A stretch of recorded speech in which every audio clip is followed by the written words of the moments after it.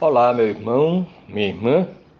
Hoje nós vamos estudar um pouquinho, vamos conversar um pouquinho sobre um vício que é um dos piores que existe na humanidade.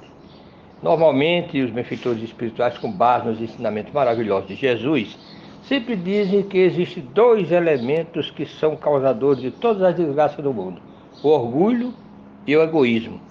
E realmente, se nós formos analisar todas as desgraças do mundo, as guerras, todos os problemas de corrupção, de situação de desonestidade, de perseguição, tudo isso aí, nós podemos observar a presença do egoísmo ou do orgulho, ou os dois ao mesmo tempo.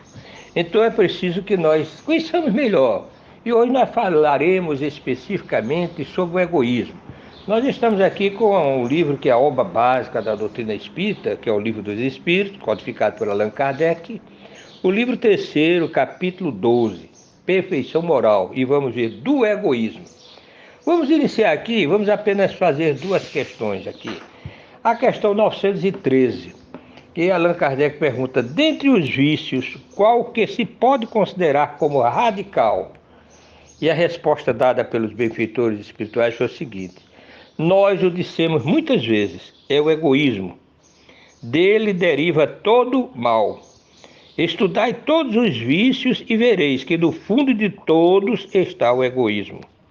Inutilmente os combatereis e não conseguireis extirpá-los enquanto não houverdes atacado o mal em sua raiz, não houverdes destruído a causa.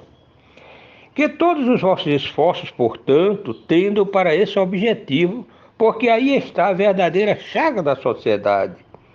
Todo aquele que quer se aproximar desde essa vida da perfeição moral deve extirpar do coração todo o sentimento de egoísmo, porque o egoísmo é incompatível com a justiça, o amor e a caridade.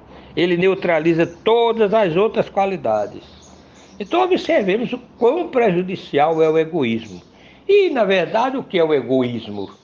É exatamente aquela dificuldade que nós temos de pensar e compreender a necessidade do próximo e pensar apenas em nós. Aquela de nós querermos só para nós, normalmente sem pensarmos que poderemos compartilhar, sermos úteis também com relação aos nossos semelhantes, de preocupar-nos com aquilo que nós achamos que é dificuldade, que é necessidade nossa, e não lembrarmos das necessidades dos outros. Esse é o egoísmo, esse é o sentimento, este é o sentimento que mais prejudica o ser humano.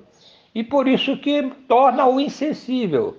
E exatamente nessa insensibilidade do espírito, possuído, dominado pelo egoísmo, que ele não imagina as consequências dos seus atos. Causa sofrimento e dor, mas torna-se insensível porque já que supriu a sua necessidade, está tudo muito bem. Se eu estou bem, aos outros não importa, cada qual cuide de si. É o que normalmente o egoísta diz. Quando, com o tempo, quando evoluirmos, compreendermos melhor, nós vamos observar que não podemos nos sentir bem quando sentimos ou sabemos que existe alguém ao nosso lado que não está bem, que está passando necessidade. Não adianta nós termos o conforto, estarmos bem e dizer: eu estou feliz, rodeado de pessoas que não têm nem o essencial ou necessário para sobreviver. Por isso que a caridade, que é exatamente o antípoda do egoísmo, é uma necessidade. E a doutrina espírita tem defendido como aquela questão muito importante, que é o estandarte da doutrina: fora da caridade não há salvação. E é exatamente quando o egoísmo vai sendo eliminado que nós começamos a sentir realmente aquele dever de nos preocupar com o próximo e assisti-lo em suas necessidades. Então, mais aqui à frente, nós vamos observar na questão 914, ele diz o seguinte: o egoísmo, estando fundado sobre o sentimento de interesse pessoal, parece bem difícil de ser inteiramente extirpado do coração do homem. Isso se conseguirá? E a resposta dada: à medida que os homens se esclarecem sobre as coisas espirituais, ligam menos valor às coisas materiais. Aliás, é preciso reformar as instituições humanas que o entretêm e o excitam. Isso depende da educação. Então, é preciso que nós nos eduquemos nesse sentido.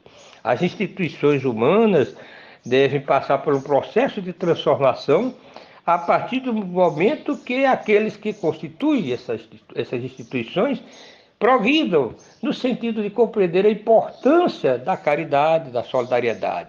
E então iniciar esse processo de disciplina, de autoeducação, para realmente conter esse monstro causador de tanto sofrimento no mundo que chama-se egoísmo. A partir do momento em que nós realmente compreendermos e trabalharmos no sentido de eliminar de nós esse vício, o mundo será outro. Existirá paz, harmonia, porque vivemos não apenas em função das nossas necessidades, de suprir as nossas necessidades, mas também de pensar na necessidade do nosso semelhante. E daí o exercício da solidariedade será uma prática comum e todos viverão em paz.